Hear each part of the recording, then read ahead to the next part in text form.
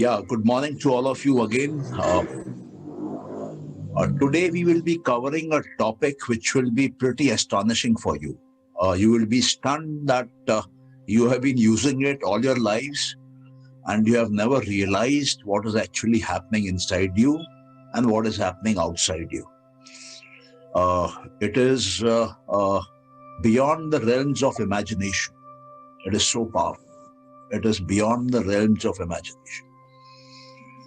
And once you listen to me for the next 15, 20 minutes, you will appreciate, yes, it is real. It all starts with, I would say in simpler terms, memory. Memory plays a very important role in our life. Memory plays a very important role in yoga. In fact, the entire yoga theory stands on the two legs of memory. In fact, the definition of Patanjali's yoga stands on memory. You know, all those who have been in this journey from the beginning know that the way Patanjali has defined yoga, he has said yoga is chitta vritti nirodha. That means chitta is the mind, the way we understand it. Vrittis are fluctuations in the mind, changes in the mind, modifications in the mind, movement in the mind. And Nirodha means to reduce it, to bring it to a halt, to control it, to stop it, to subdue it. So why does he say that you stop movements in the mind? Because these movements create memories. Anything which is bringing about a change in your mind is actually engraving a memory there. So what brings about the change? The vritti, the first modification, the change, the fluctuation. And when the fluctuation persists, it creates memory. So how can a fluctuation persist? How can a fluctuation remain there for a long time? It remains there if you are energizing it with emotion. If you are angry, that fluctuation becomes deep. If you are extremely happy, that fluctuation becomes deep. If you are in deep sorrow, that fluctuation becomes deep. So the emotion makes the vritti a sanskara. Sanskara means a memory. Now that memory is etched in your mind. Etched means permanent. It is there permanently there now. And it does not stop there. Because there is a concept in yoga called sanskara chakram. Sanskara chakram means there is a chakra, there is a wheel of sanskaras.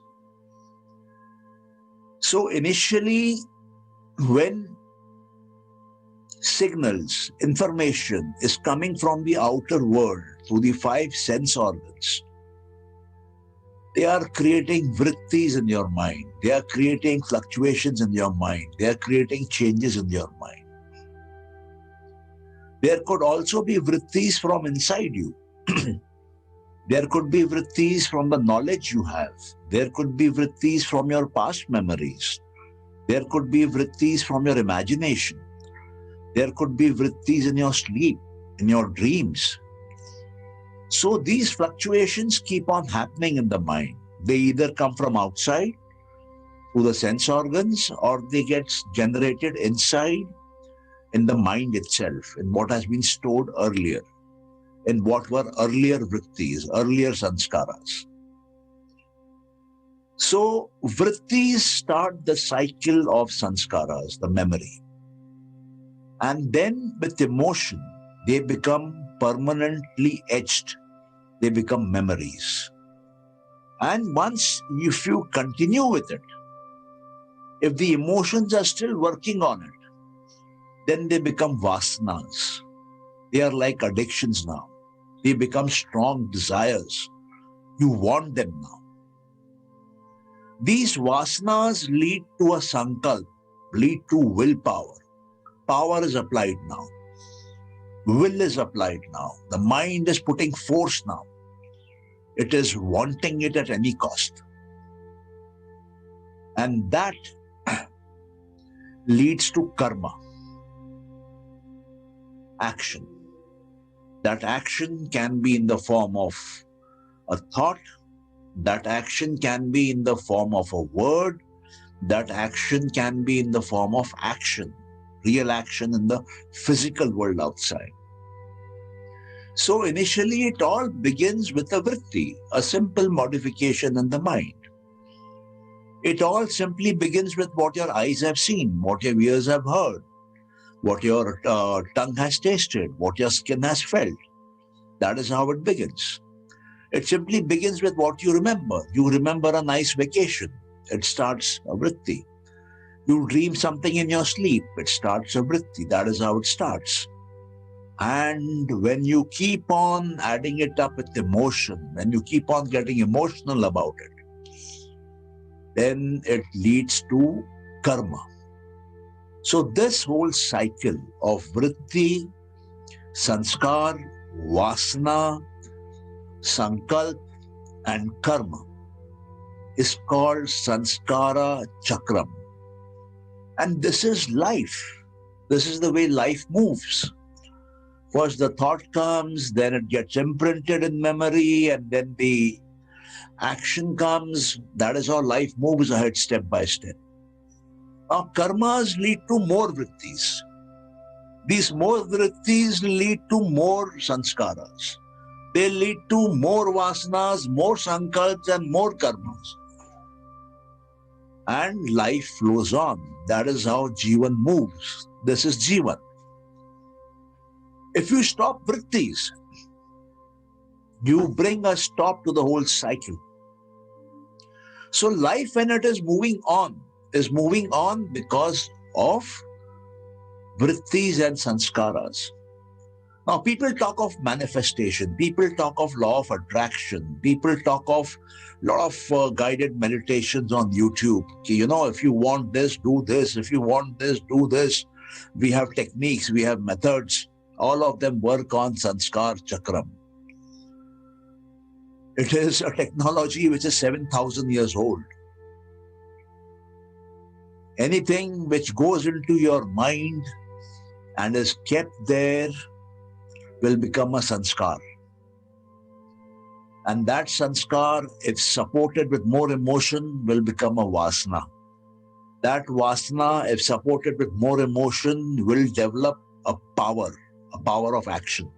A willpower will work there. And it will turn into action, physical. So the mental becomes physical. So mind is the place where the mental becomes the physical, where what is not seeable becomes seeable. So your dreams become reality. Your dream house becomes an actual house. That is what happens in the sanskar chakram. But there is another way to it. I wanted to explain the sanskar chakram to you so I could take you back. This is a sanskar chakram moving in the forward direction. There could be a sanskar chakram which could move in the reverse direction. The karma becomes a willpower, willpower becomes a vasana, vasana becomes a sanskar, sanskar becomes a vritti, and the vritti disappears. So that thing will disappear from your life. What was there physically will no longer be there physically in your life. The physical will become mental, and the mental will then disappear. This principle is a very interesting principle. This principle is a principle from Sankhya Yoga. I'm using two words together, Sankhya and Yoga. They are two philosophies which are like twin brothers. They move together. They follow the same ideology more or less. Sankhya is a philosophy which is one of the oldest of human civilization. And Kapil Muni is said to have started this Sankhya philosophy. But Sankhya philosophy is not popular. Sankhya philosophy is not known to many people because it was restricted to limited number of people, and they used mental reasoning to create happiness for themselves. It is a very scientific, structured method. And yoga, the way we know yoga today, is based on Sankhya philosophy. And just not yoga, many other philosophies are based on Sankhya philosophies. They have taken a lot of things from the Sankhya philosophy. So Sankhya and yoga are like twin brother and sister. They're not twin brothers, they're like twin brother and sister. They are same, but they're different also. Yoga is more on the discipline aspect and on the practice aspect, the physical aspect. And Sankhya is more on the intellectual aspect, the reasoning aspect. So that is the basic difference between the two of them. But in this philosophy, there is a very simple concept. It's called Sat Karya Vad. Sat means existence. Karya means effect. Vada means the philosophy, the theory. So every existence has an effect. Anything which is in existence has an effect. Where is that effect? They say that effect is hidden in the cause. The Karan itself has the result. जो भी आपका कारण है, उसी के अंदर उसका effect है, उसका रिजल्ट है. आपको दिखाई देगा वो. और जो भी आपका इफेक्ट है, उसी के अंदर उसका कारण है.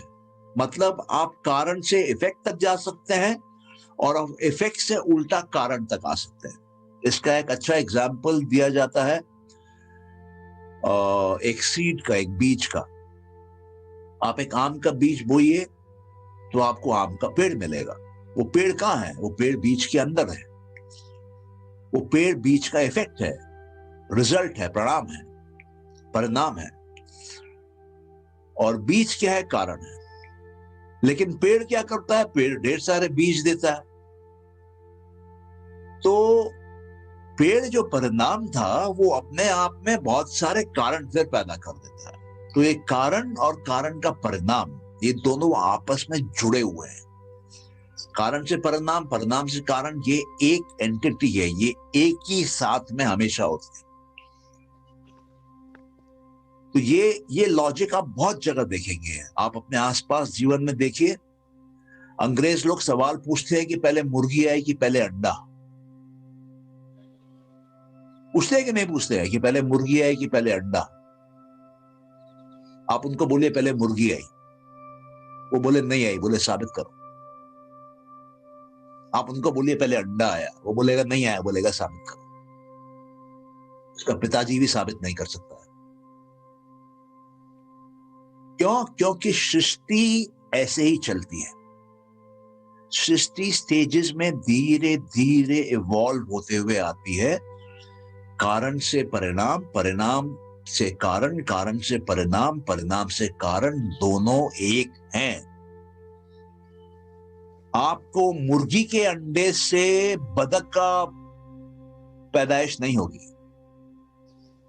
मुर्गी के अंडे से शेर नहीं निकलेगा. मुर्गी के अंडे से चिड़िया का बच्चा नहीं निकलेगा. और मुर्गी चिड़िया का बच्चा का अंडा नहीं देगी. मुर्गी शेर को पैदा नहीं करेगी. कारण और उसका इफेक्ट, उसका परिणाम, दोनों एक है. ये मेरे बात को ध्यान से बिठाइए दिमाग में. कारण और उसका परिणाम दोनों एक. अब हम आते हैं परिणामों पे और चलते हैं पीछे मेमोरी में। हम में से बहुत लोग ऐसे हैं जिनके जीवन में दुख है किसी न किसी कारण का, कि बचपन में पिताजी ने मेरे को थप्पड़ मारा, माँ ने मेरी इंसल्ट कर दी, भाई ने मेरा ये सपोर्ट नहीं किया, मेरी पत्नी ने मेरे साथ में ये गलत किया, मेरा बच्चा मेरे को छोड़ के चला गया। ये बहुत मेमोरीज में हमारे पास हैं, ये संस्कार है।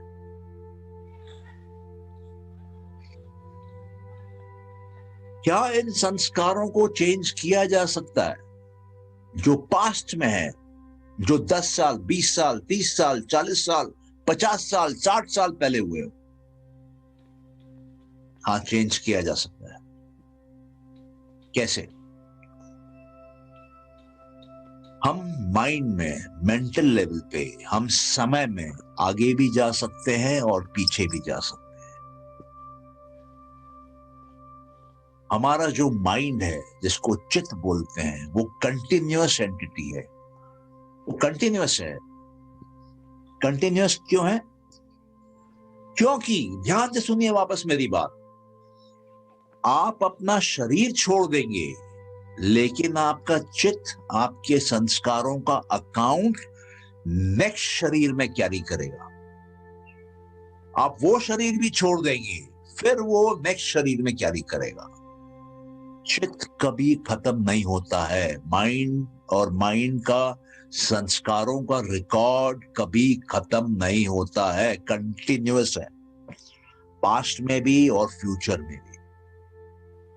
अगर आपके जीवन में 1000 जन्म पहले आपने किसी लड़की का रेप किया है और उसका इम्पैक्ट आपके जीवन में आज है, आप उसको भी ठीक कर सकते हैं। आप 1000 जन्म पीछे समय में जा सकते हैं, क्योंकि वो माइंड में जाना है, माइंड है वहां पर। समय में जाना है, माइंड समय में पीछे जा सकता है। वहां पर आप उस संस्कार की रिपेयरिंग कर सकते हैं, उसकी मलम पट्टी कर सकते हैं, उसको क्योर कर सकते हैं, उसको ठीक कर सकते हैं और वापस आज के समय में आ सकते हैं। जब आप माइंड को उस समय में जाके, पीछे जाके उस संस्कार को ठीक करते हैं, तो आप देखेंगे कि उस संस्कार का आपके जीवन में आज जो इम्पैक्ट था वो ठीक हो जाएगा।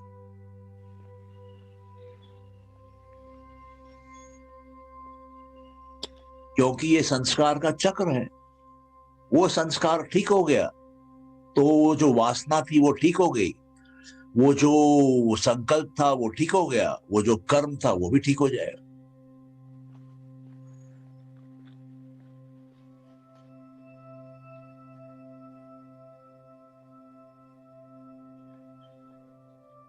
इस पे हम लोग एक एक्सरसाइज करेंगे। मैं श्योर हूं कि कई लोग होंगे ऐसे यहाँ पर जिनके पास में कुछ ना कुछ है जो उनको डिस्टर्ब करता है।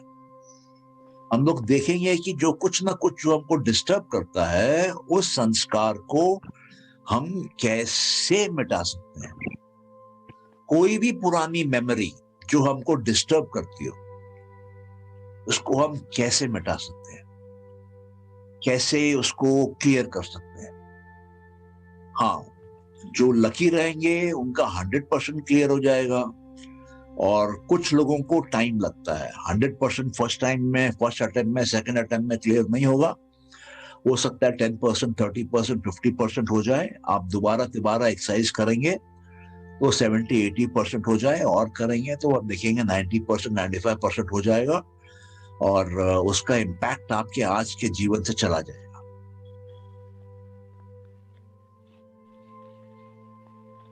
क्यों? क्योंकि cause and effect, effect and cause.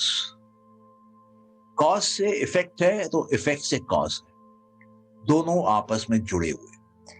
अगर मेरे को इफेक्ट चेंज करना है तो मैं कॉज चेंज कर सकता हूं। मैं रिपीट कर रहा हूं, अगर मेरे को इफेक्ट चेंज करना है, मैं कॉज चेंज कर सकता हूं। और मेरे को अगर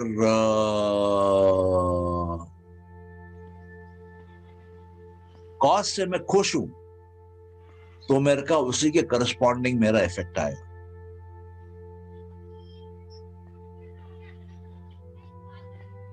आप लोग समझ पा रहे हैं मैं क्या बोल रहा हूँ? हाँ, किसी का अगर कोई प्रश्न है यहाँ पे तो आप पूछ सकते हैं।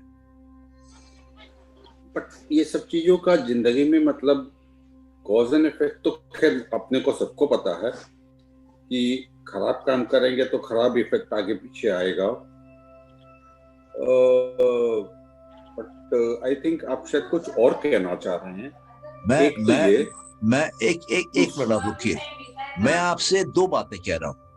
मैं आपसे कह रहा हूँ कॉज एंड इफेक्ट, और उसका रिवर्स भी कह रहा हूँ, इफेक्ट एंड कॉज। मैं कह रहा हूं कि कॉज से तो इफेक्ट होता ही है, लेकिन मैं कहता हूं कि इफेक्ट अगर आपको, इफेक्ट से भी आप कॉज को चेंज कर सकते हो। You can go back in time and change the cause. मतलब आप हर आदमी से अच्छा रहेंगे तो अगला आदमी भी अच्छा बनेगा आगे पीछे, तो उसका कॉस्ट चेंज हो जाएगा, ऐसा कहना चाह रहे हैं? नहीं, जैसे मैं आपको एग्जांपल देता हूं। बचपन में जब मैं क्लास 7 में था और मेरा छोटा भाई क्लास 6 में था, घर में कोई नहीं थे, तो मैं कपड़े प्रेस कर रहा था और आयरन बहुत गर्म था और मेरा भाई मेरे को चिढ़ा रहा था। मेरे को क्रोध आ गया, इतना क्रोध आ गया कि मैंने वो तपतपाता आयरन लेके उसके हाथ पे दे मारा और होल्ड किया वहां पर, उसको हटाया नहीं। और जब मेरी तृप्ति हो गई कि हाँ मैंने इसको पनिशमेंट दे दी है, जो मेरा गुस्सा ठंडा हुआ, जब मैंने हटाया वहां से, तो वो स्किन पे वहां पे बबल्स थे, जैसे वो बुदबुदे होते हैं ना, 1/2 इंच के साइज के बबल्स थे स्किन पे, 1/2 इंच साइज। तब मैंने रोना चालू किया, क्योंकि मैं तो उसके लिए नहीं कर रहा था। तब मैंने रोना चालू किया। मेरी मदर बॉम्बे में थी, हम लोग भोपाल रहते थे। मैंने फादर को ऑफिस में फोन किया, मैंने कहा ऐसा ऐसा हो गया। अब आप सोचिए उस समय मेरी एज क्या रही होगी क्लास 7 में। आज मैं 55 साल का हूं, लेकिन वो मेमोरी आज भी है मेरे को, और वो मेरे आज भी मेरे रोंगटे खड़े कर देती है। तो अगर वो मेमोरी को मैं वॉश कर पाता हूं, क्लीन कर पाता हूं अपने मेंटल क्लॉथ से, माइंड के कपड़े से, वो दाग जो लग गया है वो दाग मैं मिटा लेता हूं, तो मेरी प्योरिटी की लेवल बढ़ जाती है। और योग क्या है? योग है संस्कारों को मिटाना, संस्कारों को जलाना। संस्कारों को, मेमोरीज को आप डिस्ट्रॉय नहीं कर सकते हैं। ये दूसरा कंसेप्ट है योग का, कि कोई भी मैटर को आप डिस्ट्रॉय नहीं कर सकते हैं, जो कि साइंस मानती है आज के डेट में। आप उसका फॉर्म चेंज कर सकते हैं। इसलिए योग में संस्कारों को जलाया जाता है, यू बर्न देम। और जब आप संस्कारों को जला देंगे तो वो दोबारा कोई कर्म पैदा नहीं कर पाएगा, क्योंकि वो जल गया है। उसमें ना कोई वासना आएगी, ना उसमें कोई संकल्प खड़ा होगा अभी, ना उसमें कोई कर्म खड़ा होगा अभी। और जीवन जो है वो चित्त के ऊपर जितने भी संस्कार हैं उनको मिटाना है, तभी योग है। योग क्या है? योग मतलब जो कुछ भी अनवांटेड है उसको रिमूव करना है। ये सारे संस्कार जो हैं ये अनवांटेड है। ये सारे संस्कार जो है ये वृत्तियों की मेमोरी है। ये बाहर के एनवायरनमेंट के अंदर के माइंड की उपज है, जो कि इमोशन के कारण सीरियस लेवल पे मेंटल इम्प्रिंट हो गया है हमारे माइंड पे, एक छाप आ गई है एक्सक्यूज हमारे मी, मन के ऊपर। संस्कार अनवांटेड कैसे होते हैं? Can you define it? संस्कार अनवांटेड कैसे होते हैं? Would you like to define it? Okay, when you start the journey, तब I mean the journey on yoga, जब हम योग की जर्नी चालू करते हैं तब संस्कार दो प्रकार के होते हैं। एक वो संस्कार होते हैं जो अच्छे होते हैं, जो कि हमको हमारी आत्मा के करीब ले जाते हैं, जो कि हमको अपनी आत्मा की पहचान कराते हैं, That's true. That's true. That is जो कि first जो thing. कि जो कि स्व अध्याय से होता है। दूसरा संस्कार वो होते हैं जो कि हमारे योग में बाधा आती है। तो पहले जो बाधाएं आती हैं उसको हटाई जाती हैं। लेकिन आप ये देखेंगे कि जैसे जैसे आप प्यूरिफिकेशन करते रहेंगे माइंड का, जो पहले प्योर में कंसिडर किया जा रहा था वो लेटर स्टेजेस में इम्प्योर में कंसिडर करने लगेंगे आप, क्योंकि purity level is so high कि anything which was considered to be pure, जिसको हम स्टार्टिंग में प्योर मान रहे थे, अब हम उसमें भी इम्प्योरिटी देख रहे हैं।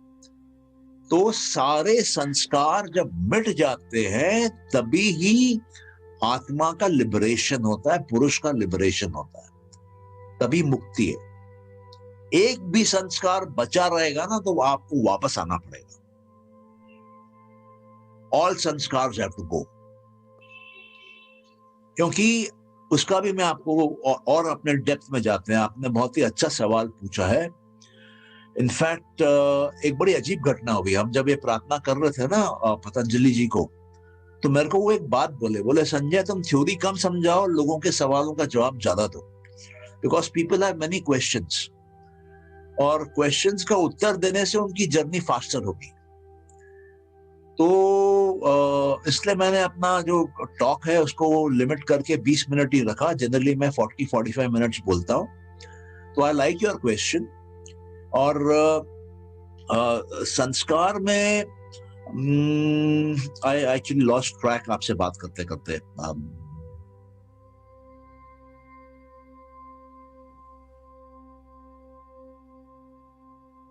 ओके, आप ये समझ लीजिए कि संस्कार जो है वो हमारे चित्त पे इम्प्रिंट्स हैं, और आपके चित्त पे जो भी इम्प्रिंट होगा वो आपके अगले जन्म में जाएगा।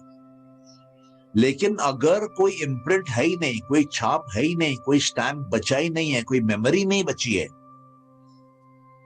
तो आप प्रकृति से मुक्त हो गए। संस्कार क्या है? संस्कार प्रकृति का हिस्सा है। संस्कार कहां से आए? संस्कार वृत्तियों से आए। वृत्ति कहां से आई? वृत्ति बाहर के संसार से आई, प्रकृति से आई। वृत्ति आपके अंदर के मन से आई, आपके मेमोरी से आई, आपके नॉलेज से आई, आपके इमेजिनेशन से आई, आपके नींद की जो कंडीशनिंग है माइंड की उससे आई। तो जब संस्कार मिट जाते हैं इसका मतलब प्रकृति खत्म हो गई। अभी ना आपको प्रकृति में एंजॉयमेंट में इंटरेस्ट है, ना आपको प्रकृति से लिबरेशन में इंटरेस्ट है। आपका इंटरेस्ट खत्म हो गया, आपका ड्राइव खत्म हो गया, आपका इंटरेस्ट खत्म हो गया पूरा, और प्रकृति का भी आप में खत्म हो गया, क्योंकि प्रकृति आपको फंसाए हुए थी संस्कारों के माध्यम से। लेकिन जब प्रकृति ने देखा कि आपके तो संस्कार ही खत्म हो गए, तो प्रकृति भी आपके साथ करे तो करे क्या? आपने तो इंद्रियों पे काबू पा लिया, आपने तो अहंकार पे काबू पा लिया, आपने तो मन पे काबू पा लिया, आपने तो बुद्धि पे काबू पा लिया। आप तो पूरा रिट्रैक्ट करके आए। जो इवॉल्व हो रहा था, जो प्रकृति इवॉल्व होकर ये सब बनी है, बुद्धि बनी, अहंकार बना, मन बना, ज्ञान इंद्रियां बनी, कर्म इंद्रियां बनी, पंच महाभूत बने, तन्मात्राएं बने, ये एवोल्यूशन है। आप नहीं भी चाहेंगे ना तो आपको मिलेगा ही। आप कसम खा लीजिए जन्म के टाइम पे मां के कोख में कि मेरे को इनमें से कुछ नहीं चाहिए, फिर भी आपको मिलेगा ही। और यही बंधन का कारण है, जो कि आपको नेचुरली दिया जाता है। और नेचुरली जो दिया जाता है उसको अननेचुरली रिट्रेस करना योग है। आप जब इनसे रिट्रेस करते हैं, आप जब इंद्रियों को बस में करते हैं, कर्म इंद्रियों को बस में करते हैं, पंच महाभूतों को बस में करते हैं, मन को बस में करते हैं, तन्मात्राओं को बस में करते हैं, अहंकार को बस में करते हैं, तो आप रिट्रेस कर रहे हैं। आपका एवोल्यूशन का डिवोल्यूशन हो रहा है।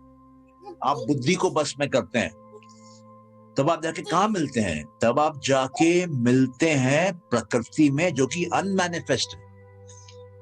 जो प्रकृति अनमैनिफेस्ट है वो आपको फिर सिर्फ उसके 3 गुणों में दिखता है। और अगर आपको 3 गुणों में दिख रहा है, इसका मतलब अभी भी संस्कार है।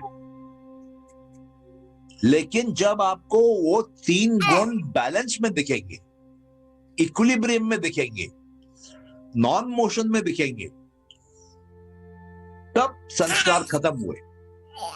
और तब जब संस्कार खत्म हुए तब आप देखेंगे प्रकृति कंप्लीटली अनमैनिफेस्ट हो जाएगी। प्रकृति का कोई भी पार्ट आपको दिखाई नहीं देगा, प्रकृति आपको छोड़ के चली जाएगी। और जब प्रकृति आपको छोड़ के चली जाएगी, इसका मतलब आपको मुक्ति दे दी प्रकृति ने। प्रकृति ने आपसे हार मान ली, प्रकृति ने जो कुछ भी आपको भोग कराना था करा लिया, आपने भी कर लिया, आपका भी मन भर गया, प्रकृति भी थक गई, प्रकृति वापस, आप मुक्ति के रास्ते पे आ गए। ये है योग। तो इसलिए एक संस्कार भी नहीं होना चाहिए। इसी को निर्वाण कहते हैं। देखिए, निर्वाण को आपको डिफाइन करना पड़ेगा, मेरे को उसका डेफिनेशन नहीं मालूम है, फिर प्रॉब्लम मैं कमेंट कर पाऊंगा कि निर्वाण और इसमें क्या कनेक्शन है।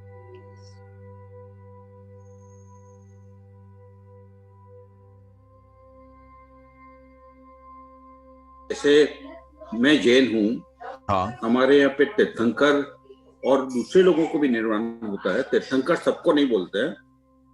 निर्वाण मैं जानता मतलब हूँ जिनको केवल्य ज्ञान मिलता है उनको तीर्थंकर बोलते हैं। हाँ, करेक्ट, यस। हाँ, और पतंजलि का जो ज्ञान तो बहुत लोगों को मिलता है, लेकिन तीर्थंकर चॉइस थे क्योंकि उन्होंने धर्म का प्रचार किया, इसीलिए। बाकी गौतम स्वामी उनके शिष्य थे, उनको भी केवल ज्ञान मिला। मतलब जन्म मरण के साइकिल से जो आदमी निकल जाता है वापस उसको केवल्य मिलता है, उसको निर्वाण कहते हैं। हाँ, ठीक है। तो अगर जन्म मरण के साइकिल से निकल जाने को निर्वाण कहते हैं, तो पतंजलि अपने 4th चैप्टर में इसी की बात करते हैं, केवल्य ज्ञान की बात करते हैं और केवल्य की स्थिति प्राप्त करने का पूरा टेक्नोलॉजी की बात करते हैं, स्टेप बाय स्टेप प्रोसेस की बात करते हैं। एक चीज और बताइए, आपने कहा कि मेमोरी भी एक जन्म से दूसरे जन्म में जाती है। हमारे धर्म में कहता है कि सिर्फ कर्म, एक कर्म का घड़ा लेके आए हैं, एक कर्म का घड़ा लेके जाएंगे। जितना भर लो या खाली कर लो वो अपने हाथ में है, अपने कर्मों के अनुसार। लेकिन मेमोरी की बात नहीं होती है हमारे, तो मेमोरी भी कैसे जा सकती है, ये थोड़ा नहीं समझ में आया। देखिए, आपको समझना पड़ेगा कि वो जो घड़ा जो बना, वो बना कैसे। वो किसी घड़े बनाने वाले को मालूम है कि घड़ा कैसे बनता है, तभी बनाया है ना। तो कोई भी एक्शन विदाउट मेमोरी नहीं हो सकता है। कोई भी एक्शन आप थोड़ा बिल्कुल ठंडे माथे सोच के देखिए कि आपका कोई भी थॉट अगर आएगा ना, तो वो कहीं ना कहीं से आया है। कोई भी ओरिजिनल थॉट सोच ही नहीं सकते हैं, ये मेरा आपको दावा है। सांख्य योग ये बोलता है कि जो चीज इस सृष्टि में नहीं है उसको आप ला नहीं सकते।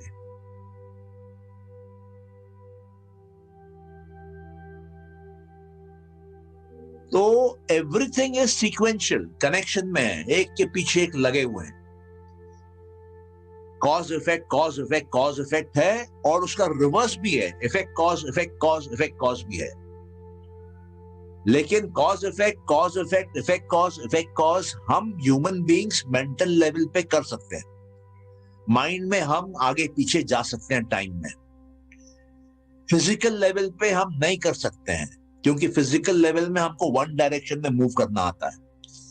लेकिन एक योगी फिजिकल लेवल पे भी टाइम में रिवर्स जा सकता है, क्योंकि जब केवल्य ज्ञान प्राप्त होता है तब समय पे काबू पाया जाता है। तभी तो आप मृत्यु को खत्म कर रहे हैं। मृत्यु का अंत कैसे होगा विदाउट काल का अंत किए। तो पतंजलि के योग सूत्रों के 4th चैप्टर में 2 सूत्र हैं जिसमें वो समय का वर्णन कर रहे हैं कि योगी क्या करता है एक्चुअली, और वो स्टेप में क्या होता है। मतलब वो योगी क्या प्रैक्टिस करता है और उसको रिजल्ट क्या मिलता है। तो ये एक अपने आप में पूरा एक साइंस है जो कि हम लोगों को समझना पड़ेगा। और ये प्रॉब्ली इस तरह के क्वेश्चन आंसर करके कुछ क्लैरिटी आएगी। और लेकिन सिर्फ क्वेश्चन आंसर करके 100% क्लैरिटी नहीं भी आएगी, क्योंकि प्रॉपरली थ्योरी भी पढ़नी पड़ेगी कि थ्योरी क्या बोलती है और मेरे मन में क्या सवाल आ रहा है और मैं क्या सवाल पूछ रहा हूं और मेरे को क्या उत्तर मिल रहा है और मैं किस डायरेक्शन में मूव कर रहा हूं अभी। और साथ में प्रैक्टिस जरूरी है। क्या प्रैक्टिस? कोई भी प्रैक्टिस करिए आप। अब जैसे मैंने पहले कहा, सांख्य जो है वो इंटेलेक्चुअली कैवल्य प्राप्त करता है और योग जो है वो साधना के माध्यम से कैवल्य प्राप्त करता है। तो आपको जो सूट करता है आप करिए। हम पर्सनली ये रियलाइज किए हैं कि सांख्य जो है वो आज के डेट के लिए आइडियली सूटेड है, आज के बच्चों के लिए आइडियली सूटेड है, क्योंकि वो बहुत ही टेबुलर फॉर्म में एक ब्लॉक डायग्राम के रूप में एग्जिस्टेंस समझाता है पूरा 25 ब्लॉक में। और आप एक एक करके ब्लॉक को हैंडल करते रहिए, ब्लॉक खत्म करते रहिए, आपका मोक्ष है, आपका निर्वाण है, आपका केवल्य है। आपको बॉक्स रिमूव करते रहना है। 25 बॉक्स आपको नेचुरली मिल जाते हैं जीवन में, आपको एक एक करके बॉक्स हटाना है उसमें से बस। ये 25 बॉक्स क्या है? पहला बॉक्स है प्रकृति, दूसरा बॉक्स है महट। महट मतलब कॉस्मिक इंटेलिजेंस, उसको आप बुद्धि बोल लीजिए। बुद्धि में से क्या आता है? अहंकार। अहंकार के बिना आदमी नहीं हो सकता है, ये नेचुरल है।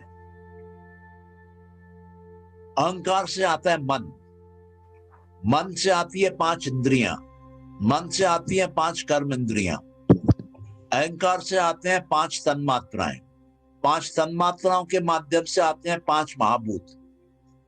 इनको आप जोड़ेंगे तो 25 ब्लॉक है।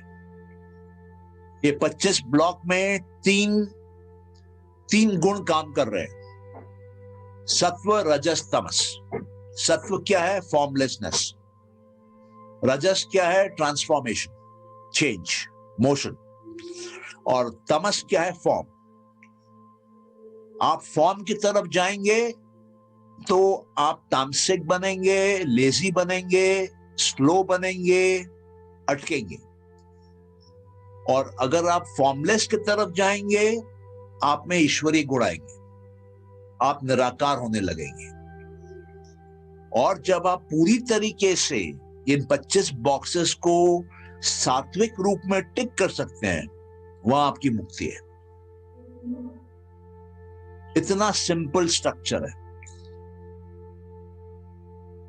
लेकिन क्या है कि इस स्ट्रक्चर में कुछ अजम्पशंस हैं। जैसे हम बच्चों को सिखाते हैं ना कि स्कूल में ए फॉर एप्पल, अब कोई आके बहस करे कि नहीं ए फॉर एप्पल क्यों? ए फॉर तो एंट भी हो सकता है, ए फॉर तो ये भी हो सकता है, ए फॉर तो वो भी हो सकता है, ए क्यों नहीं सिखाएं, ए फॉर एप्पल क्यों सिखाएं? तो लोगों ने सांख्य फिलॉसफी के साथ वही किया उस समय, क्योंकि वो पहली फिलॉसफी थी जो कि इतनी सिंपल रूप में फुल कॉस्मोस को एड्रेस करती है, पूरे ब्रह्मांड को, एक इंडिविजुअल से लेके पूरे ब्रह्मांड को एड्रेस करती है। और सांख्य ने सिर्फ एक बात कही कि हमें फिलॉसफी क्यों बना रहे हैं? हमारा पर्पस है कि दुख जाए। और दुख किन कारणों से है? बोला दुख जो है वो 3 कारणों से है। वो 3 कारणों का निवारण ये 25 ब्लॉक में होता है। पहला हमारे अंदर से, दूसरा हमारे बाहर से, तीसरा प्रकृति से। तो 3 डब्बे, 3 ब्लॉक उसके अंदर जो अंदर के हैं वो है बुद्धि, अहंकार और मन के। इन 3 को आप संभाल लीजिए, आपका अंदर का दुख खत्म हो जाएगा। बाकी डब्बे हैं आपके बाहर के, 5 महाभूत, 5 कर्म इंद्रियां, 5 ज्ञान इंद्रियां और एक मन, क्योंकि मन जुड़ा है सबके साथ। तो ये 16 डब्बे हैं। ये 16 डब्बों को कंट्रोल में कर लीजिए, आपका बाहर का प्रॉब्लम सॉल्व हो जाएगा। आपको बाहर से दुख आएगा ही नहीं, ये भी खत्म हो गया। बोला बाकी बचा प्राकृतिक। बोला वो प्रकृति और ईश्वर के बीच में है। तो ईश्वर परिधाना में चले जाइए, इसलिए आप देखेंगे पूरे पतंजलि के योग सूत्रों में ईश्वर परिधाना के बारे में कई बार बोला गया है, कई बार बोला गया है। यहां तक बोला गया है कि समाधि नहीं मिलेगी बिना ईश्वर के प्रति समर्पण किए, क्योंकि प्रकृति को हैंडल करने के लिए आपको प्रकृति से एक ऊंची शक्ति चाहिए, और प्रकृति से ऊंची शक्ति क्या है? ईश्वर। और मतलब ईश्वर भी हम किसी दिन डिस्कस करेंगे कि क्या ईश्वर का कंसेप्चुअलाइजेशन है पतंजलि के योग में। माइंड बॉगलिंग है, माइंड बॉगलिंग है। मतलब अगर आपने उसको उतार लिया ना अपने खोपड़ी में, तो आपको बंदर से हनुमान बनने में साल भर नहीं लगेगा। ये मेरा दावा है आपको, मैं आपको लिख के दे सकता हूं। साल भर भी मैं बहुत बोल रहा हूं। तो बिल्कुल लॉजिकल, बिल्कुल साइंटिफिक, बिल्कुल साइकोलॉजिकल। पतंजलि योग सूत्र और सांख्य 100% साइकोलॉजी बेस्ड है।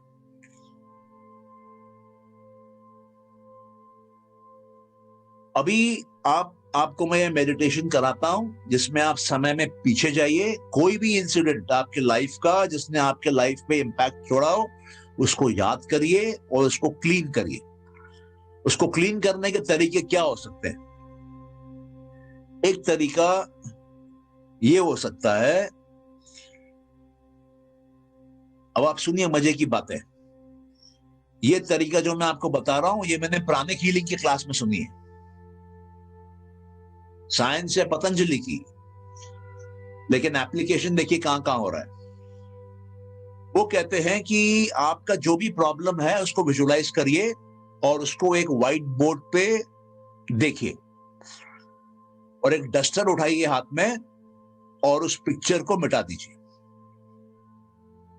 बोले फिर कुछ देर के बाद हो सकता है वो पिक्चर वापस आ जाए, हल्की हेजी आएगी अभी। फिर वो डस्टर हाथ में उठाइए, फिर उसको मिटा दीजिए, फिर वो पिक्चर चली जाएगी। 2-3 बार करेंगे आप, वो पिक्चर गायब हो जाएगी आपके मेमोरी से।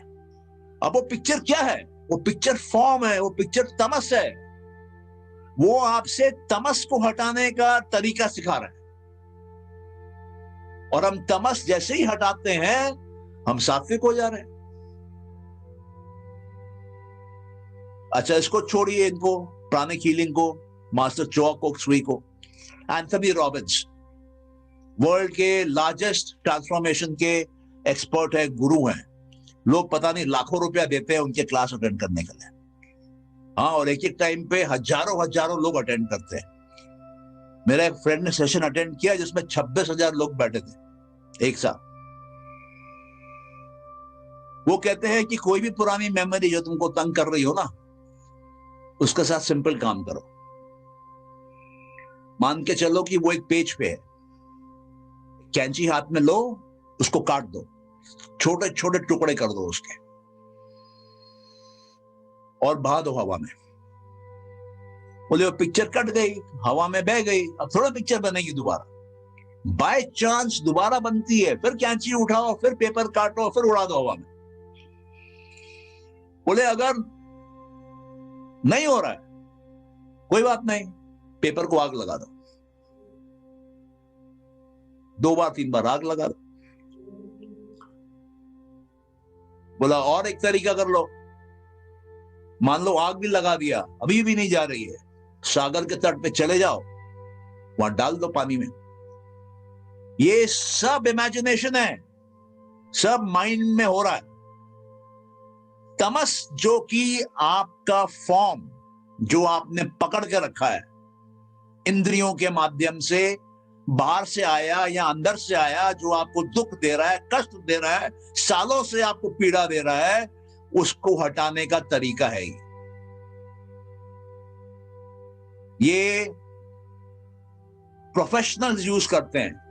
और जिस देश में ये साइंस पैदा हुआ, हम ही लोग महादुखी हैं।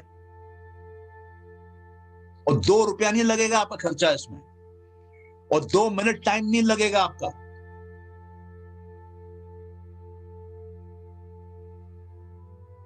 और जितनी बार मनता है कर लो। जीवन की जितनी घटनाएं हैं, सारी घटनाएं को कर लो। किसी को बताने की भी जरूरत नहीं है कि कर रहे। देखो कितना हल्का फील करते। देखो जीवन में क्या चमत्कार पे चमत्कार होने लगता है। वो 25 डब्बे सांख्य योग के,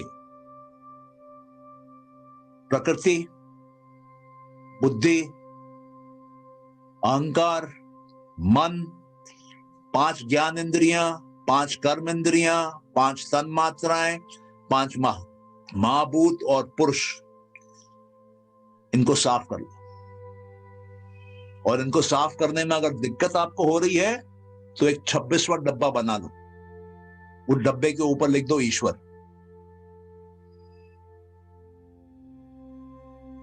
ये 26 डब्बे में आपका पूरा 50, 60, 70, 80, 100 साल का जीवन आ जाएगा, सुख भरा, मुफ्त में।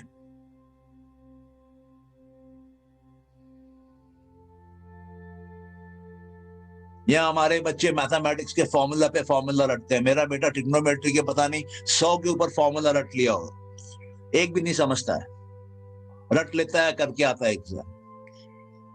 और जीवन क्या है और कैसे उसको कंट्रोल करना है वो हम कोई स्कूल में, कोई कॉलेज में नहीं सिखाते हैं, क्योंकि हमारे टीचरों को ही नहीं मालूम, हमारे प्रोफेसरों को ही नहीं मालूम, वही दुखी है।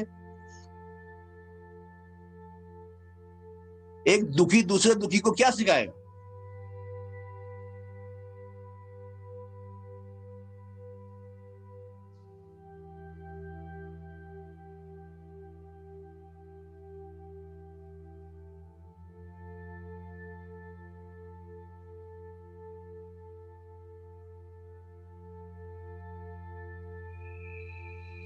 तो वो एक्सरसाइज करते हैं एक बार। मेरी आप सबसे रिक्वेस्ट है, फुल फेथ के साथ, कोई भी इंसिडेंट, मुझे पक्का भरोसा है कि हम सबके लाइफ में इंसिडेंट्स होंगे ऐसे, बचपन में होंगे, दोस्तों के साथ होंगे, वाइफ के साथ होंगे, बच्चों के साथ होंगे, कस्टमरों के साथ होंगे, सप्लायरों के साथ होंगे, स्ट्रेंजर्स के साथ होंगे, हो सकता है भगवान के साथ हो कि भगवान ने मेरे साथ इनजस्टिस किया।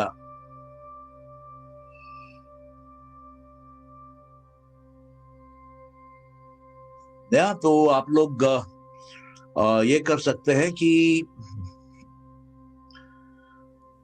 नहीं, ये बताइए कि क्या हम ईश्वर को दोष दे सकते हैं क्या? हर बात में भगवान को दोष दिया जाता है, भगवान ने ये किया। जब ईश्वर निरंकारी है, वो सब पे समान दृष्टि रखता है, तो फिर ईश्वर पे दोष देना कहां तक उचित है? आपको कैसे मालूम पड़ा कि ईश्वर की दृष्टि सब पे समान है? यही कहा जाता है, नहीं, कहा जाता है कि ईश्वर भगवान सबको कहा समान रूप से तो देखता बहुत है। कुछ जाता है, कहा तो बहुत कुछ जाता है। कहा जाता है कि all of us are born equal, है ना। आप जब पैदा होते हो तो आपके ऊपर एक ठप्पा लगाया जाता है, हिंदू, मुसलमान, सिख, ईसाई, पैदा होते ही। उस टाइम तो कोई आपको नहीं बोलता है कि you are born equal.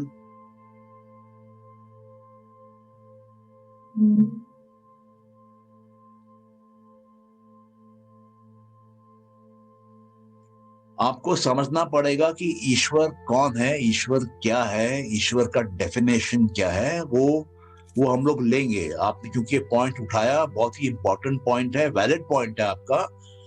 Next class में इसको कवर करेंगे। अब मैं अभी रियलाइज कर रहा हूं आपका बात, आपने सही क्वेश्चन उठाया, क्योंकि हमारा ब्लाइंड बिलीफ है, ये हमारा ब्लाइंड बिलीफ है। ऐसे बहुत धर्म है जो तो मानते ही नहीं है कि ईश्वर है। आप जानते हैं बात? हमारे अनिल मेहता साहब बैठे हैं, उनसे पूछे कि जैन धर्म मानता है कि ईश्वर है? जैन धर्म में भगवान नहीं होते हैं, धर्म जरूर होते हैं। हाँ, इवन तीर्थंकर जो है हमारे, वो भी भगवान नहीं है, तीर्थंकर जरूर है। हाँ, हम आदर से भगवान कहते हैं। हाँ, लेकिन कर्म का कौन संभाल रहा है, कौन उसको सुपरवाइज कर रहा है या सेल्फ रेगुलेटिंग है, ये बात मेरे को आज तक नहीं समझ में आई। वो देखिए, ऐसा है ना कि मान लीजिए कि एक बिल्डिंग है जिसमें 200 फ्लोर है। आप अगर बिल्डिंग के ग्राउंड फ्लोर पे जाके देखेंगे आसपास का एनवायरनमेंट, तो आपका अंडरस्टैंडिंग अलग रहेगा रियलिटी का। आप बिल्डिंग के 10th फ्लोर पे जाके बाहर खिड़की से देखेंगे नीचे और दुनिया को देखेंगे बाहर, पेड़ पौधे, ब्रिज, गाड़ियां, तो आपका रियलिटी का अंडरस्टैंडिंग अलग रहेगा। और आप जब 200 तल्ले पे 200 फ्लोर के टेरेस पे जाके बाहर देखेंगे, तब आपका रियलिटी का परसेप्शन अलग रहेगा। क्या रियलिटी चेंज हुई? रियलिटी चेंज नहीं हुई, आपका व्यू पॉइंट चेंज हुआ। जिस पॉइंट से आप व्यू कर रहे हैं वो चेंज हुआ। और हम अपने व्यू पॉइंट को रियलिटी मानते हैं। तो ये जिस लेवल ऑफ कॉन्शियसनेस से आप ऑपरेट कर रहे हैं, वहां से ये डिफाइन होता है। और ऐसा नहीं है कि कोई भी लेवल गलत है, ग्राउंड लेवल का भी सही है, 10th लेवल का भी सही है, और 200th लेवल का भी सही। सारे व्यू पॉइंट सही। Correct, horizon changes. हाँ, मैं आपको एक बहुत इंटरेस्टिंग बात बोलता हूँ। कलकत्ता में एक बिल्डिंग है टाटा सेंटर, जो कि 91-92 में one of the tallest buildings थी कलकत्ता की। और उसके 15th फ्लोर पे, मतलब जस्ट टेरेस के नीचे रूसी मोदी रहते थे। और मेरे को बुलाया गया उनके घर पे, उनके यहाँ पे डिश एंटेना लगानी थी, मेरा बिजनेस था वो।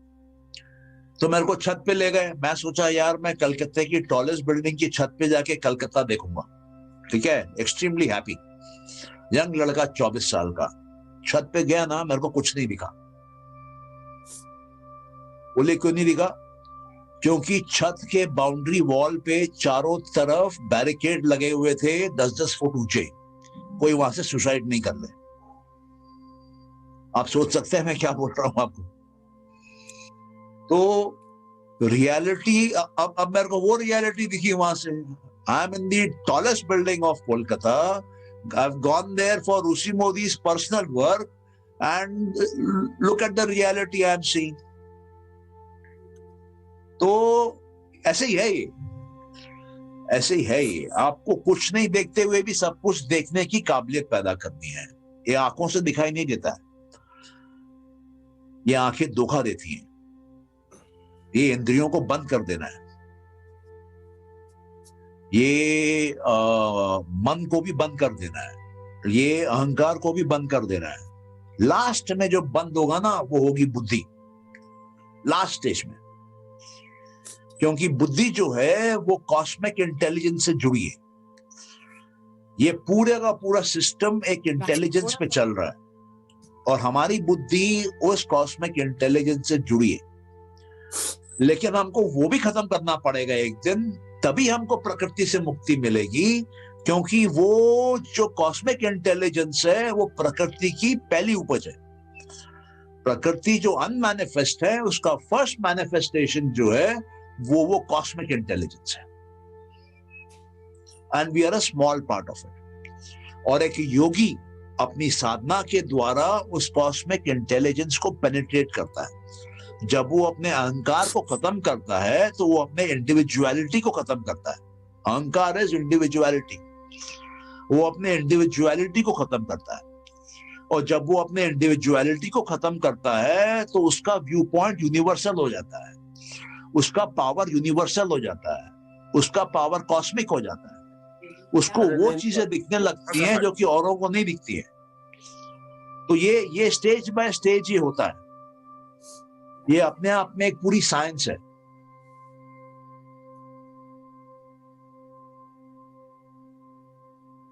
या तो आप लोग वो मेडिटेशन करना चाहते हैं कि नहीं करना चाहते हैं?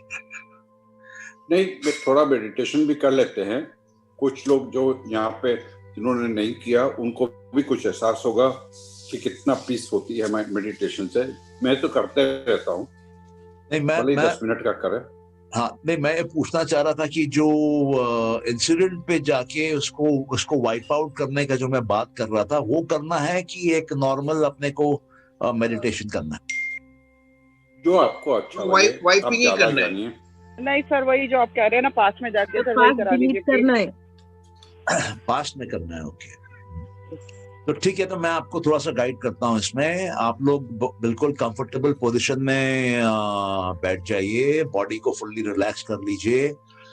माइंड को भी पूरी तरीके से रिलैक्स कर लीजिए, आंखें बंद कर लीजिए, और पास्ट की कोई एक घटना, जिस घटना को लेके आप परेशान हैं, आपको वो तंग करती रहती है, या आपको दुख है उस घटना के बारे में, या अफसोस है उस घटना के बारे में, या आपको गुस्सा आता है उस घटना के बारे में, वो घटना को लीजिए और उसके पिक्चर को देखिए, और ऐसा इमेजिन करिए कि वो पिक्चर आपने एक पेपर पे प्रिंट कर लिया है, और आपके हाथ में एक इमेजिनरी कैंची है, आप उसको काट काट के श्रेड कर रहे हैं, छोटे छोटे उसके पीसेस बना रहे हैं, और जब छोटे छोटे पीसेस उसके बन गए हैं, तब आप उसको पूरा पूरा का पूरा हवा में उसको बिखेर दे रहे हैं, ताकि वो पीस उड़ जाए और एक भी पीस लौट के आपके पास वापस नहीं। या सबको क्लियर है मैंने क्या बोला?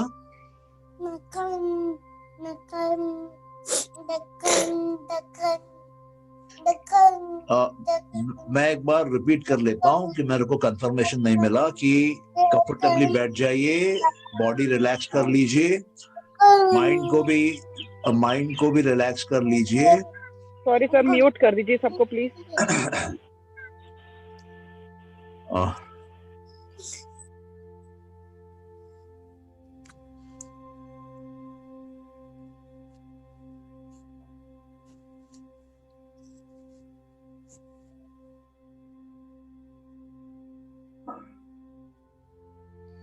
या तो बॉडी को रिलैक्स करिए, माइंड को भी रिलैक्स करिए, वो इंसिडेंट को याद करिए जिससे आप इमोशनली डिस्टर्ब्ड हैं, उसका पिक्चर देखिए बड़ा क्लियर कट, और उसको एक पेपर पे जैसे आपने प्रिंटर से निकाला हो निकाल लीजिए, प्रिंट कर लीजिए, और एक इमेजिनरी कैंची आपके हाथ में लेके उसको काट काट के बहुत ही छोटे छोटे छोटे छोटे टुकड़े कर दीजिए उसके, और उसको हवा में उड़ा दीजिए। और ये करने के बाद दोबारा देखिए कि वो पिक्चर आपके सामने आती है क्या। अगर वो पिक्चर आती है तो सेम प्रोसेस दोबारा करना है, आपको उसी पिक्चर को वापस पेपर पे डालना है, और फिर उसको कैंची से छोटे छोटे छोटे छोटे टुकड़े करके उसको आपको हवा में उड़ा देना है। और ये हम लोग करीबन 7 से 8 मिनट के लिए प्रोसेस करेंगे। या you may please start.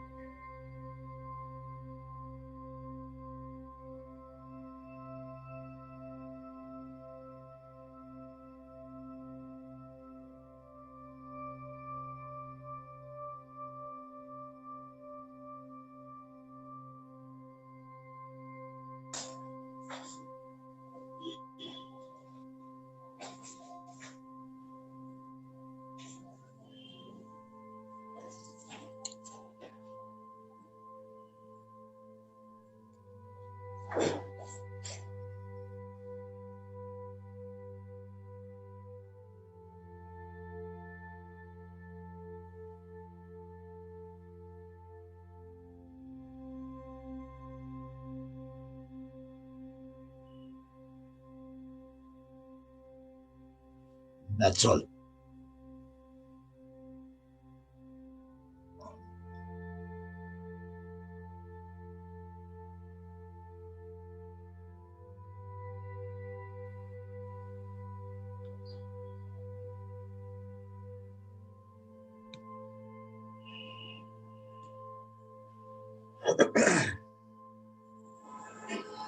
Yeah, there's a question ki, can this exercise be applied to the loss of your parent and pet from Karishma? Yes, it can be done. Anything which is causing you emotional distress, emotional loss, strong emotional reaction, कोई भी ऐसी चीज जो कि बहुत भावुक कर दे आपको, उसको आप कम कर सकते हैं.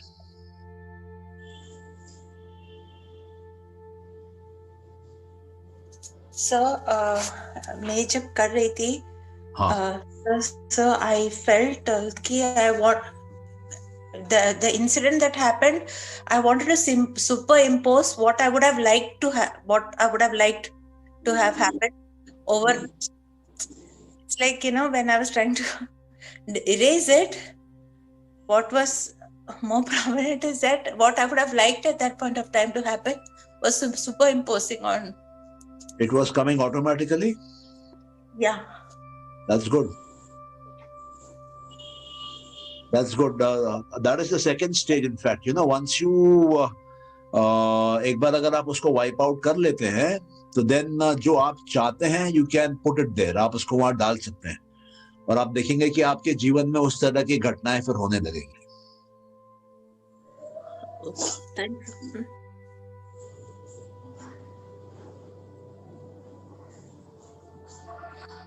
ये सृष्टि क्या है और किन प्रिंसिपल्स पे चलती है ना, ये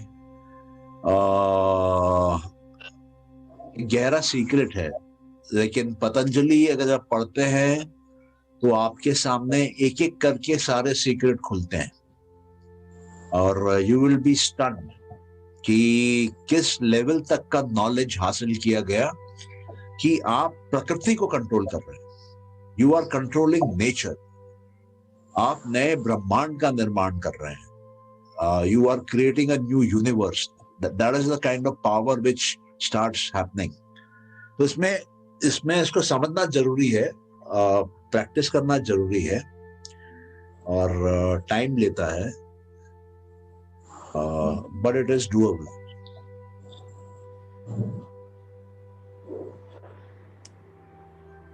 एनी अदर क्वेश्चन? और सर कभी कभी कुछ, सर्वप्रथम तो बहुत बहुत धन्यवाद इन सेशंस के लिए. कुछ जो नहीं कर पाते वो रिकॉर्डिंग में देख लेते हैं. Very very grateful to you for that. Secondly, कुछ इंसिडेंट्स आपके लाइफ में, जैसे कि लॉस ऑफ पेरेंट ही यहाँ मैं कर रही हूँ, बड़ा इमोशनल होता है, स्पेशली अगर सफरिंग रही हो या कुछ. तो उसको जब प्रिंट करके फिलहाल मैं काट रही थी, तो वो प्रोसेस भी बहुत पेनफुल था and it got me in tears. मतलब it was very cut that image because my father is on that image. Could you please guide? Okay, then you can. What I was trying to cut is suffering in the hospital, because that is giving me nightmares and it's a very painful process. It happened about a few months ago, but that is giving me nightmares and that image keeps returning to me time and again. अभी भी जब मैं उस image को काटने की कोशिश कर रही थी, it was very difficult. नहीं, आप थोड़ा मॉडिफिकेशन करिए. Instead of trying to cut it, उस कागज को आप फोल्ड करके ये इमेजिन करिए कि आपने नदी में बहा दिया है. Something which is not giving you a connection with cutting or pain or something like that, Understood. Yeah. Thank you ji. Welcome. Sir Sankhya और पतंजलि दोनों प्रोसेस एक साथ फॉलो कर सकते हैं, बिकॉज आप कहते हैं कि पतंजलि में जैसे जैसे हम स्टेप पे बढ़ते रहेंगे हमको उसके इफेक्ट खुद महसूस होते रहेंगे। हाँ। मेरे सांख्य में आपको ब्लॉक्स करने और सब उसके इफेक्ट एक साथ में ही नजर आएंगे, एक एक करके नजर नहीं आएंगे। हो सकता है थोड़ी रिलीफ मिले, but is it possible to दोनों की हम लोग दोनों सांख्य और पतंजलि दोनों फॉलो करें एक साथ में? दोनों आपको साथ में ही करने पड़ेंगे, क्योंकि पतंजलि के जो सूत्र, कई सूत्र ऐसे हैं जिसका साइंस जो है वो सांख्य पे बेस्ड है। और महाभारत में कृष्ण ने कहा है कि सांख्य और योग दोनों एक ही है, और उसको जो लोग कहते हैं कि अलग अलग हैं वो गलत हैं, दोनों एक ही है। तो जैसे मैंने पहले कहा कि आप ये भी समझ सकते हैं कि सांख्य थ्योरी है और योग प्रैक्टिस है, प्रैक्टिकल है उसको, है ना। देखिए कुछ कुछ बच्चे लोग क्या होता है कि थ्योरी पढ़ के ही सीख जाते हैं, और कुछ लोगों को प्रैक्टिकल करके सीखना पड़ता है। ये इंडिविजुअल टू इंडिविजुअल वेरी करता है, but basic science, basic concept, basic philosophy, basic ideology दोनों की एक है। एक ही मेन एसेंशियल डिफरेंस है ब्लॉक्स में। सांख्य में जो है वो ईश्वर नहीं है, और योग में पतंजलि ने ईश्वर का रोल डाला है, और ईश्वर का रोल डिफाइन किया है, ईश्वर समझाया है कौन ईश्वर है, ओम को समझाया है, ओम को डिफाइन किया है, जो कि सांख्य में नहीं है। हेलो।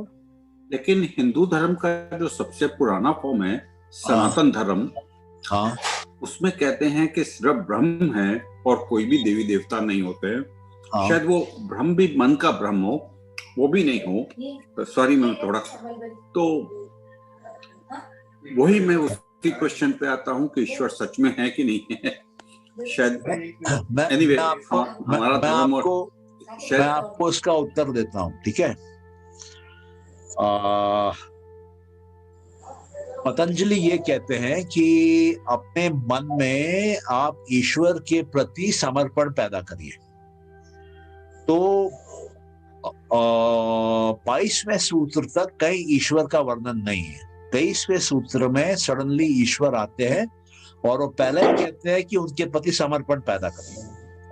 फिर वो बोलते हैं कि ये जो ईश्वर है ये इनके संस्कार नहीं है, इनके कर्म नहीं है, इनके कोई क्लेश नहीं है, इसका मतलब ये प्रकृति के बाहर है। लेकिन क्योंकि पहले वो बोलते हैं कि अपने मन में इनके प्रति आप समर्पण पैदा करिए, तो ईश्वर को बिठाया मन के अंदर। आप मेरी बात को ध्यान से गौर से सुनिएगा। ईश्वर को बिठाया मन के अंदर, चित्त के अंदर, बीज वहां डाला, लेकिन बोला कि ये प्रकृति के बाहर तक गया है, ये प्रकृति में नहीं है। अब प्रकृति के बाहर गया है मतलब कहां गया है? ये वहां गया है जहां पर कोई भी प्रकृति नहीं है, कोई भी ब्रह्मांड नहीं है, शून्यता में गया है।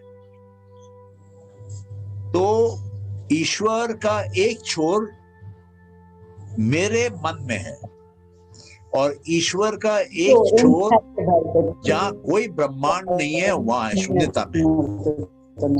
और ईश्वर हमेशा पर्सनल होता है। ये भी आप एक बात ध्यान दीजिएगा, ईश्वर पर्सनल होता है। तो जितना मैं अपने ईश्वर के बीज को पानी दूंगा, जितना मैं उसका ख्याल रखूंगा, उतना ही शक्तिशाली मेरा ईश्वर होगा मेरे लिए, उतना ही मेरा ईश्वर मेरे प्रकृति को काबू में करेगा मेरे लिए। तो ये वो बोलते हैं। फिर वो बोलते हैं कि ईश्वर जो है वो पूरे संसार के ज्ञान जो है उसका बीज है। अब वापस वो बीज वाली बात आ जाती है, संस्कार वाली बात आ जाती है। संस्कार को बीज बोला जाता है कि वो ज्ञान जो है ना वो धीरे धीरे बढ़ेगा। जितना तुम्हारी उसमें श्रद्धा बढ़ेगी, जितना तुम्हारा उसमें विश्वास बढ़ेगा, उतना ही वो ईश्वर का ज्ञान तुम्हारे लिए बढ़ेगा। वो ज्ञान तुम्हारे अंदर आएगा, क्योंकि वो बीज तुमने अपने अंदर डाला है। और उसके बाद वो बोलते हैं कि ये जो ईश्वर है ना, ये तुम्हारे पूर्वजों के गुरु हैं, तो इसलिए ये तुम्हारे भी गुरु हैं।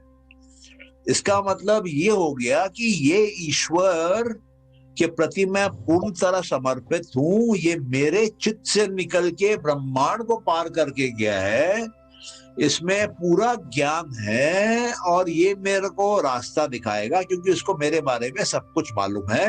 ये इटर्नल है, समय के आने के पहले से है, समय के खत्म होने के बाद तक रहेगा। इसको मेरे पहले संस्कार से लेके अंतिम संस्कार तक मालूम है, इसको मेरे पहले इच्छा से लेके अंतिम इच्छा तक मालूम है, ये मेरे बारे में सब कुछ जानता है। ये मेरा पर्सनल गॉड है।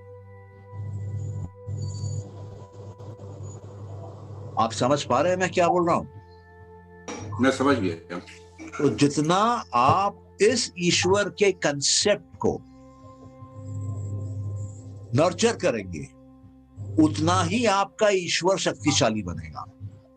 तो फंडा वही है, cause and effect, effect and cause. बीज से पेड़ आया, पेड़ से बीज आया। ईश्वर से हम आए, हमसे ईश्वर आया। मैं आपको बहुत बड़ी बातें बोल रहा हूं। मैं समझ पा रहा हूं, क्योंकि हमारे धर्म में भी यही कहता है कि हर आदमी मोक्ष प्राप्त कर सकता है। मतलब there is nobody who is superior to yourself. जो आपने बात बोली वो उसी से मिलती जुलती है। वो देखिए, मैं आपसे ये बोल रहा हूँ कि ईश्वर की जड़ें मेरे चित्त में है और मेरे चित्त से निकल के वो गए ब्रह्मांड के पार। ईश्वर की जड़ मेरे चित्त में है और मेरे चित्त से वो सर्वज्ञानी है। ईश्वर की जड़ मेरे चित्त में है और मेरे चित्त से वो अनंत का गुरु है। ईश्वर की जड़ मेरे चित्त में है और मेरे चित्त से वो बिगनिंगलेस है और एंडलेस है। तो मतलब लोकल और नॉन लोकल दोनों को जोड़ा गया है। जो आज मॉडर्न साइंस क्वांटम फिजिक्स की बात करती है, क्वांटम मैकेनिक्स की बात करती है, क्वांटम एनर्जी की बात करती है, नॉन लोकैलिटी की बात करती है, वो 7000 साल पहले हम कर चुके हैं। लेकिन हमने प्रैक्टिस करना छोड़ दिया। हम उसका सिग्निफिकेंस भूल गए कि उसका साइंटिफिक सिग्निफिकेंस क्या है। अभी देखिए, कल हम एक डॉक्टर जो डिस्पेंजा है, उनका एक टॉक आ रहा था कि हम क्वांटम फील्ड में एवरी मिनट एवरी सेकंड में 7.8 टाइम्स अंदर जाते हैं और बाहर आते हैं। और आप जैन थ्योरी देख लीजिए ऑफ मोमेंटरीनेस। जैन थ्योरी ऑफ मोमेंटरीनेस ये बोलती है क्षणवाद है, ये रियलिटी क्षणों में। इसका मतलब हर क्षण हम आ रहे हैं और जा रहे हैं। तो जो साइंस आज बोल रहा है, आपका जैन धर्म पता नहीं कितने हजारों साल पहले बोला है, क्योंकि रियलिटी हमेशा एक ही रहेगी। उसको अलग अलग लोग देखने वाले अपनी अपनी भाषाओं में अपने अपने तरीके से बोलते रहेंगे। सच्चाई पलट नहीं सकती है। रियलिटी हमेशा एक रहेगी, एब्सोल्यूट ट्रुथ हमेशा एक रहेगा।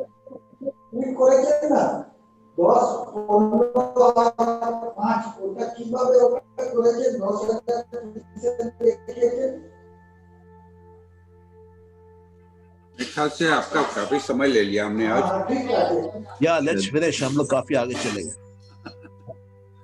तो कैन वी क्लोज?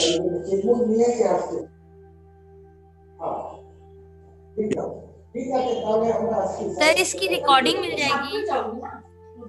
हाँ, मिलनी चाहिए, होपफुली। चलिए, thank you so much. God bless each one of you. Thank you, धन्यवाद। बहुत अगले रविवार फिर बहुत अच्छा सेशन रहा। Thank you, thank you. मेरे को भी वही अनुभव हुआ गुरुजी कि मेरे मन में कुछ भी नहीं रहती पुरानी बातें। तो मैं सोच रही थी मैं क्या सोचूं, किसको काटूं, क्या करूं। तो मैं कहा अभी आज मतलब रोज डे टू डे जो होता है ना, उसी को ही मैंने किया। और फिर मेरे मन में आया कि कहूं कि ऐसा और नहीं होना चाहिए, डेली जो होता है अपना। राइट तो मेरे को बहुत अच्छा लगा, और मेरी पुरानी कुछ रहती नहीं है, किसी ने कुछ कहा, क्या कहा, ये हुआ, वो सब नहीं रहता, तो बहुत इजीली हो गया ये। ये बहुत पावरफुल एक्सरसाइज है, रेगुलर करते रहनी चाहिए। बहुत अच्छा लगा। Welcome ma'am, thank you so much. चलिए बहुत बहुत धन्यवाद। थैंक यू, धन्यवाद, bye bye.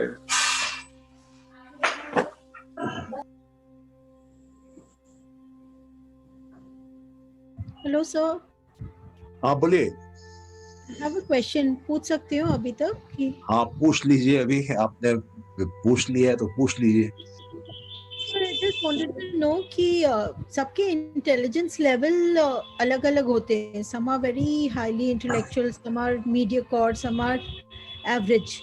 Is there a possibility to sharpen the intelligence, or is it a gift of means you're born with it and you stay with it? That is my question. Okay. I don't know whether connected it is or no, means I thought let me just ask you if... एक minute, my video has gone off, let me put it on, just a second.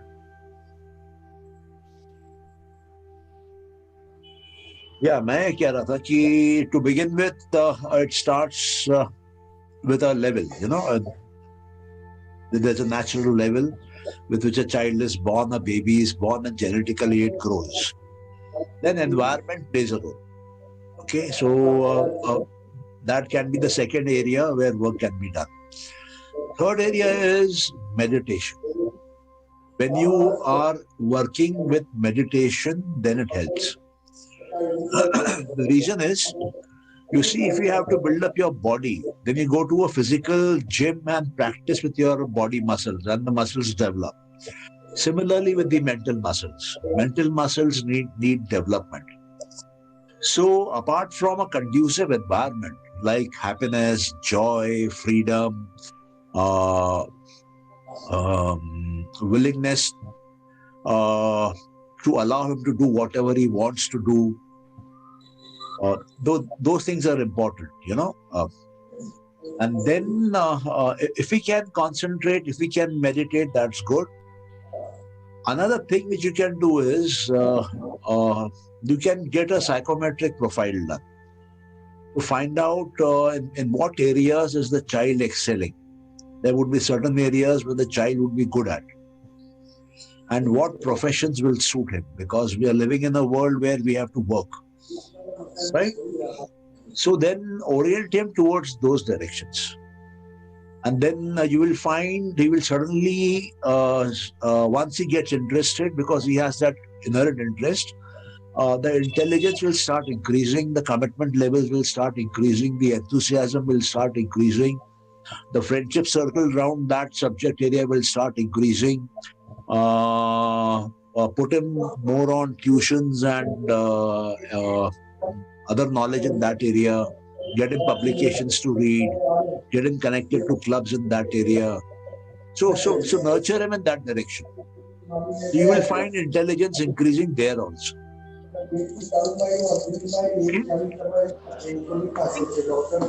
Yeah, fine. How old is the child? Right now he's in the 9th standard. So this is the right time to start. Probably latest by 10th you must start this process. Okay? Sir Patanjali योग सूत्र Audible में है? Audible में मेरे को पता नहीं है। आप थोड़ा सा आपको नेट पे सर्च करके देखना पड़ेगा। हो सकता है ऑडिबल में हो, बट संस्कृत में तो मिल जाना चाहिए, संस्कृत में अवेलेबल होता है। संस्कृत पूरी समझ नहीं आएगी ना, कैसे ऑडिबल हेडफोन डाल के बैठे बैठे हो जाता है। हो सकता है, पॉसिबल हो सकता है। आपको कोई आश्रम से या कोई उस तरह का साधुओं के समाज से या उनके संघ से अवेलेबल हो सकता है।